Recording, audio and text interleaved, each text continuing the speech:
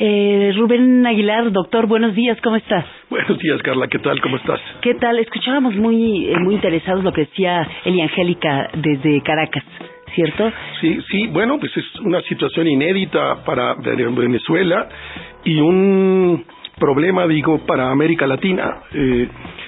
Como todos sabemos, el 6 de diciembre pasado hubo elecciones en Nicaragua, en Venezuela. La oposición obtuvo 112 diputados, el partido oficial 55. Estos 112 le dan la mayoría absoluta, pero una serie de posibilidades que está, entre otras cosas, la posibilidad de revocar el mandato de ciertos funcionarios, incluso el del propio presidente de la República. Una semana antes de que se instalara la asamblea, que ocurrió ayer, el Tribunal Supremo de Justicia del país, que una semana antes lo había nombrado entero el presidente Maduro, decide que 4 de los diputados, 3 por el Amazonas, que son de la Mesa de Unidad Democrática, la oposición, y un chavista, no podían tomar su cargo porque había habido irregularidades en el proceso electoral, en una clara y violatoria medida de la propia Constitución, en el caso de Venezuela, y de la vida democrática, para no darle los 112, que se quedaran con los 109, porque cambia muchísimo el poder de la Asamblea a partir de los 112 y abajo de los 112, y esa es la disputa. Ahora, pues todo lo que pasó ayer, pues vemos que es una situación que pone al país en una tensión tremenda. Un día antes hace un decreto el presidente Maduro para evitar que la Asamblea nombre al presidente del Banco Central. 2 semanas antes nombra un parlamento ciudadano que no se sabe qué es exactamente, e intenta, pues, con una actitud absolutamente antidemocrática, en el esfuerzo absoluto de quedarse en el poder solo por quedarse en el poder, porque es un desastre este país bajo su mandato, disputando el poder, solo disputando el poder. Pienso que no tiene ninguna posibilidad la Venezuela bolivariana. Ha demostrado un 200% de inflación, menos 6% de crecimiento, carencia de productos, etcétera. No tiene más posibilidad Venezuela que cambiar, que dejar atrás el viejo modelo que ha perdurado estos 17 últimos años y dar lugar a la construcción de un nuevo país, pero eso es a lo que se niega el chavismo, a la cabeza del presidente Maduro. Lo interesante será ver si cuánto pueden durar estas acciones de autoritarismo. Me refiero internamente y también con sus socios en la región. Y exactamente, y tú haces esta segunda observación. Ahorita no sabemos qué va a pasar en los hechos, porque la Asamblea puede tomar decisiones que le corresponden en derecho, y el Ejecutivo decidir que no les va a hacer caso, o intentar llevar un gobierno por fuera de la Asamblea, violando la Constitución de su país, y violando los poderes, etcétera, y reduciéndolo todo al Ejecutivo. El Consejo Electoral lo tiene en su mano el Ejecutivo, ahora el Poder Judicial lo tiene en su mano el Ejecutivo, no tiene el Poder Legislativo ahora, pero en ese sentido, pues estamos en una situación inédita. Todos los días habrá que ver qué pasa.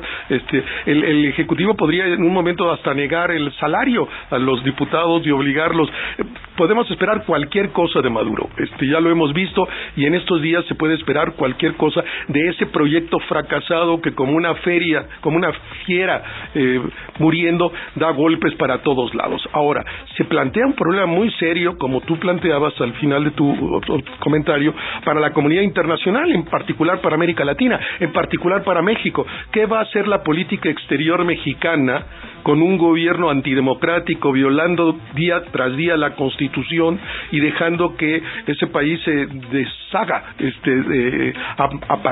a más de lo que ya está problematizado en términos económicos, ahora también en términos políticos, y será todos los días de seguir lo que pasa ahí. En verdad, el balón está echado de parte del Ejecutivo en el caso de Venezuela. La ciudadanía ya votó, ya decidió más de 2-1 en la Constitución del Congreso. La ciudadanía ya se manifestó, el que el pueblo se manifieste, que recurre todo momento Maduro, no, ya lo hizo, ya se manifestó, quiere que se vayan ellos, les dio 55 diputados y a la oposición 112 diputados, más del doble. Está decidido qué es lo que quiere la ciudadanía, quiere que se vaya este gobierno. Oye, Rubén, lo que a mí me parece que podría ser el siguiente paso es cuánto real poder tendrá la ciudadanía y la protesta en la calle, el enojo ciudadano frente a la actitud totalitaria del gobierno e incluso violenta contra la propia ciudadanía. Pues es un escenario posible, y que no tenga más remedio la propia oposición y reaccionando el gobierno, o tomando la iniciativa del gobierno y teniendo que reaccionar la oposición, de llevar el dilema a las calles, con el peligro que eso supone, con la posibilidad de muertes que eso supone, que ya ocurrieron en ese país. Entonces, que profundizaría la crisis, la ahondaría la crisis. No es el camino resolver los problemas por la vía de la calle, el problema es resolverlo por la vía de la institución. La ciudadanía, insisto, ya se expresó dándole la mayoría absoluta a la oposición.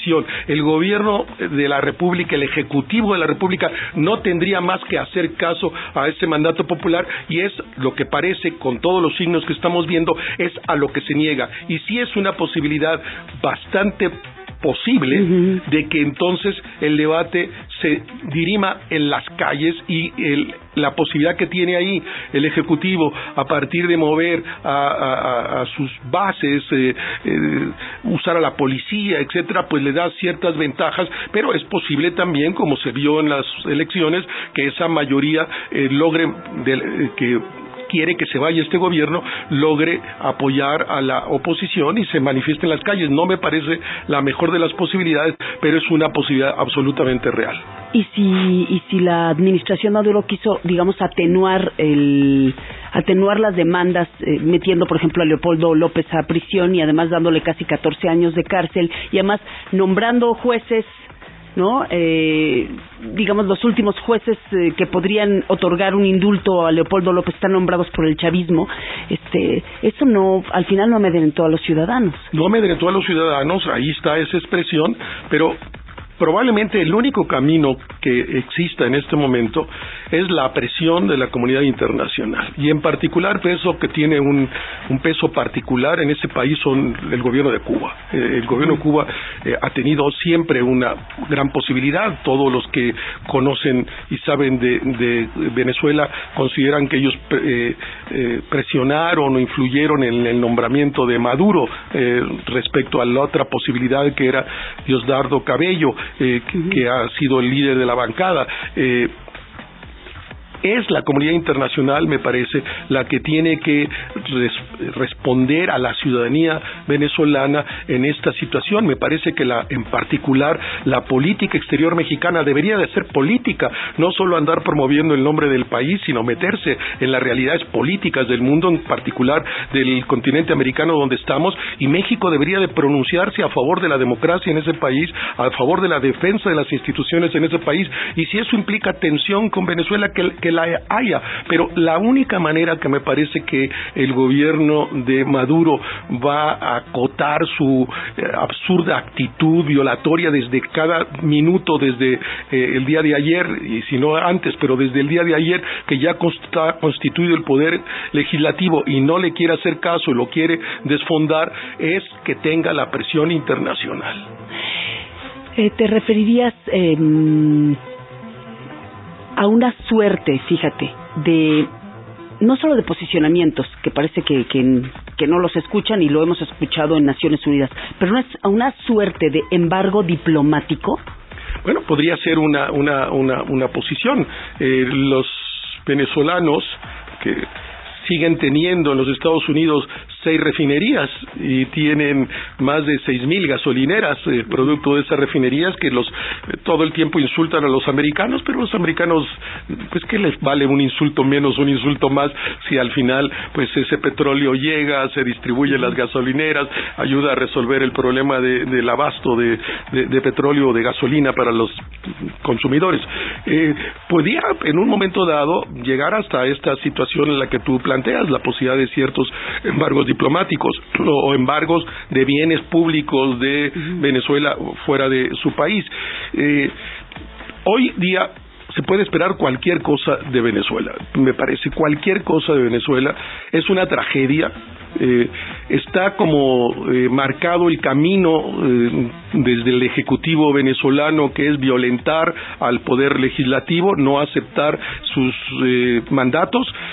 Habrá que ver, insisto, de qué nivel de presión pueda ejercer la sociedad, que ya se expresó 2-1 sobre el chavismo, y también que pueda hacer la comunidad internacional para evitar este desastre que ya está ocurriendo, que se expresa en carencia de productos, que se expresa en un problema económico brutal de 200% de inflación, etcétera, ¿no? En una restricción de garantías. Desde luego, en una restricción de garantías políticas, en una crisis económica pavorosa, en escasez de productos para las personas, que afecta la vida cotidiana de la gente. Ese país no es viable, punto. En ese marco, ese país no es viable, y es un problema para América Latina volver a las viejas lógicas de los gobiernos autoritarios que ya habíamos pensado se habían superado en el continente y que la democracia avanzaba y se consolidaba. No es el caso, parece ser, de Venezuela.